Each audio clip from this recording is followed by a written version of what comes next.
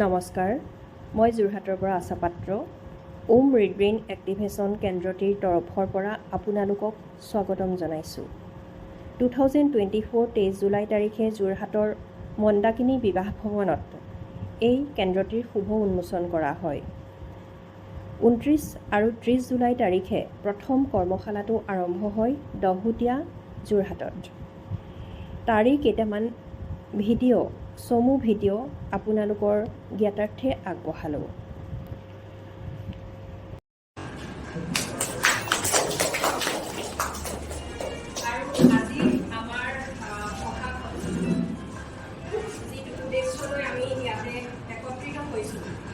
আমি বিশেষকৈ মাতি আনিছোঁ, আমন্ত্ৰণ কৰি আনিছোঁ লখিমপুৰৰ পৰা আমাৰ কমল বৰা ছাৰ।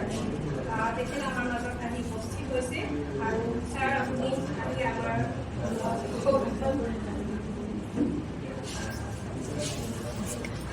ছাৰ লখিমপুৰৰ পৰা আহিছে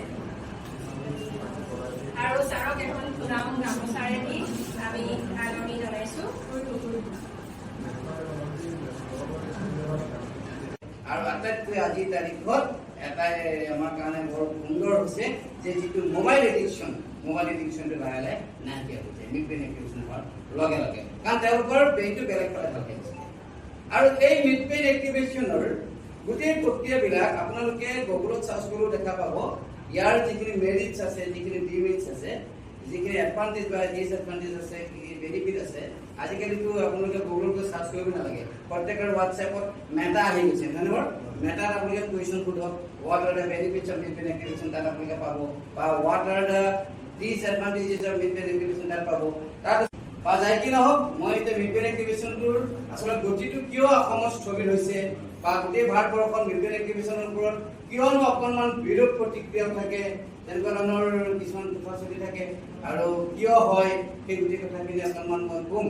কিন্তু তাৰ আগতে মই সেই কথাখিনি এইকাৰণে কৈছোঁ যে মিডব্ৰেইন এক্টিভেশ্যনক এতিয়ালৈকে আমি কিয় প্ৰতিষ্ঠিত কৰিব পৰা নাই। কিন্তু আমাৰ ইতিমধ্যে আমি বঙাইগাঁও, বৰপেটা, বাক্সা, মঙলদৈ, এইফালে গোলাঘাট, শিৱসাগৰ, তিনিচুকীয়া, গুৱাহাটীত আমাৰ আছে, লখিমপুৰ আছে আৰু সিহঁতে যোৰহাটত আমি গৈছোঁ। আৰু ইয়াৰ পৰা যিমানখিনি শিক্ষাৰ্থী আচলতে ওলাইছে, সেই শিক্ষাৰ্থীসকলে কেনেকৈ উপকৃত হৈছে আপোনালোকে দেখা পাইছে ভিডিঅ'বিলাকত, আৰু অভিভাৱকসকল কেনেকৈ উপকৃত হৈছে আপোনালোকে ভিডিঅ'বিলাক চালে দেখা পাব।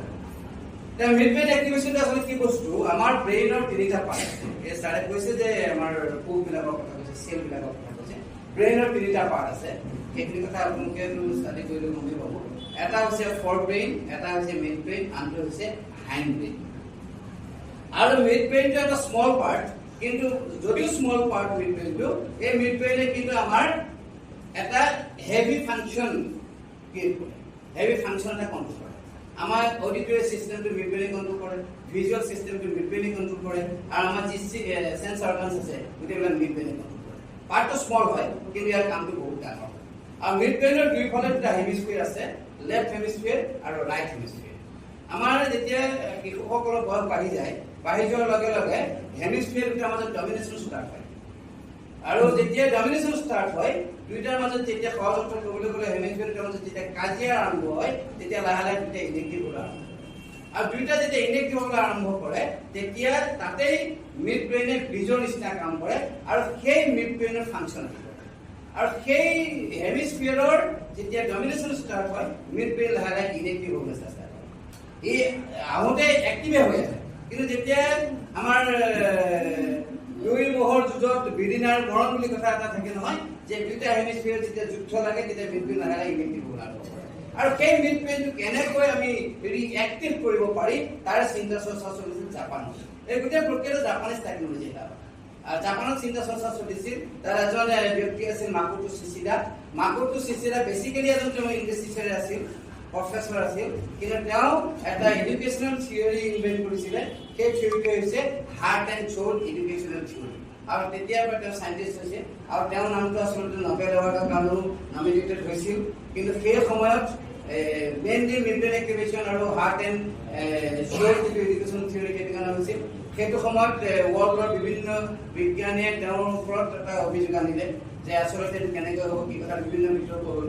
বিতৰ্ক হোৱাত তেওঁ লুকাই থকাৰ পিছতে তেওঁৰ আচলতে নবেল এৱাৰ্ডৰ কাৰণেও নমিনেটেড হৈছিলে আৰু সেই মাকুটোৱে চিধাই 40 বছৰ ৰিচাৰ্চ কৰিছিলে ৰিচাৰ্চ কৰি মিডব্ৰেইনটো এক্টিভেট কৰিবৰ কাৰণে এটা থেৰাপি মিউজিক থেৰাপি আৰু সেই মিউজিক থেৰাপিটো হৈছে মিডব্ৰেইন এক্টিভেশ্যনৰ মেইন বস্তু এতিয়া মিডব্ৰেইন এক্টিভেশ্যনৰ যেতিয়া আমাৰ মিডব্ৰেইনটো এক্টিভেট হৈ যোৱাৰ লগে লগে আমাৰ হেমিস্ফিয়াৰটো আৰু কাৰ্যকৰী হয় আৰু তেতিয়া আমাৰ ষ্টুডেণ্টবিলাকৰ বিশেষকৈ আমাৰ মেমৰি পাৱাৰটো ইনক্ৰিজ হৈ যায় মিডব্ৰেইন এক্টিভেশ্যন কৰাৰ লগে লগে যেতিয়া মিডব্ৰেইনটো এক্টিভেশ্যন হৈ যায় এক্টিভেট হৈ যায় মেমৰি পাৱাৰটো তেওঁলোকৰ বাঢ়ি যায় পঢ়া কথাবিলাক খুব সোনকালে মনত লয় আৰু তেওঁলোকে বহুতলৈকে নাপাহৰে তেনেকুৱা এটা কথা আহি যায় মেমৰি পাৱাৰটো ইনক্ৰিজ হৈ যায় তেওঁলোকৰ ফ'কাছ ইনক্ৰিজ হৈ যায় তেওঁলোকৰ কনচেনট্ৰেশ্যন লেভেলটো বাঢ়ি যায় পেচেঞ্চ বাঢ়ি যায় তেওঁলোকৰ নিগেটিভ চিন্তাবিলাক মনৰ পৰা নাইকিয়া হৈ যায় তেওঁলোকৰ খং ৰাগবিলাক নাইকিয়া হৈ যায় আৰু আটাইতকৈ আজিৰ তাৰিখত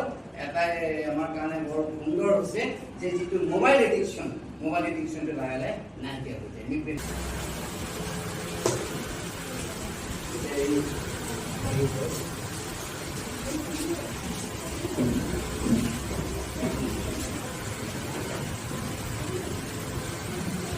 মই সৰ্বপ্ৰথমে ছাত্ৰীগৰাকীক পৰীক্ষা কৰিব আপোনালোক সকলোৱে গুৰুত্বৰে চাব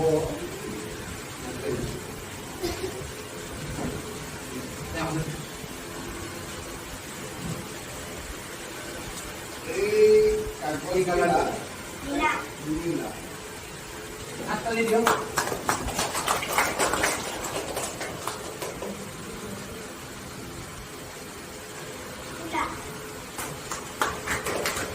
ক'লা ক'লা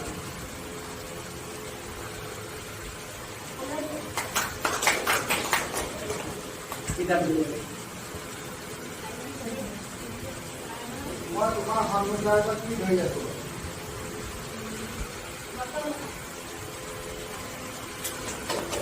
এইখনৰ কিবা এটা কি ধৰি আছো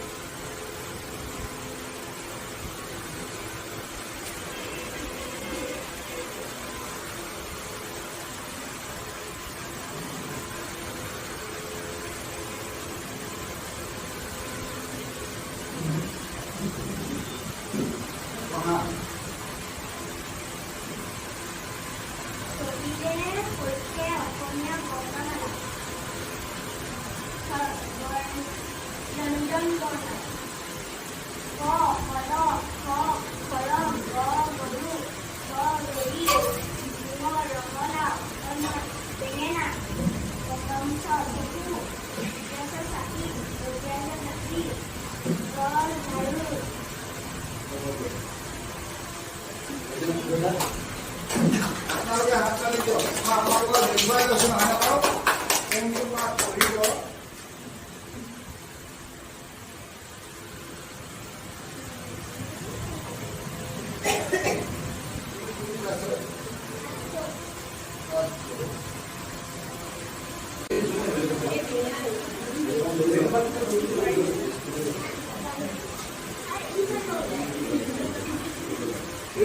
আপোনালোকে চাই লওঁচোন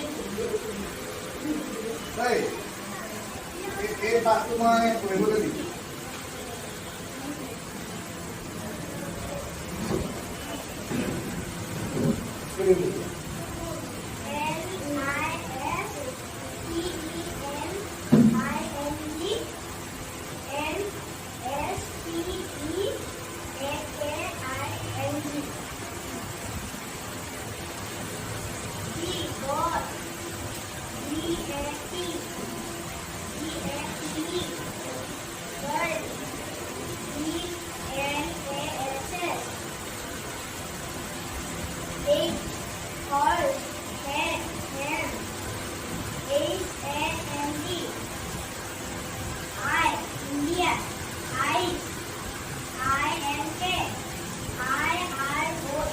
নাকেদি হোৱা তিনিবাৰ গালত কপালত হাতত নাকেদি শুঙা 3 times কোৱা কোৱা কোৱা কোৱা গালত লগোৱা সিখন গালত কপালত হাতত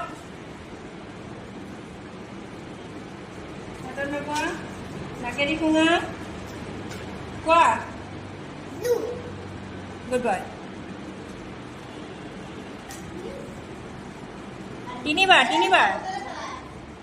তিনিবাৰ শুঙা গালত লগোৱা সিখন গালত কপালত হাতত লগোৱা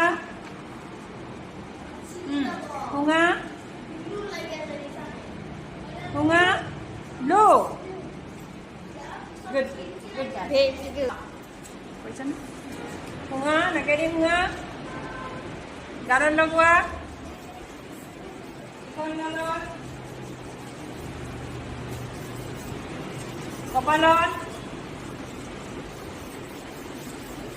নাকেদি শুঙা তিনিবাৰ কোৱা গুড ভেৰি গুড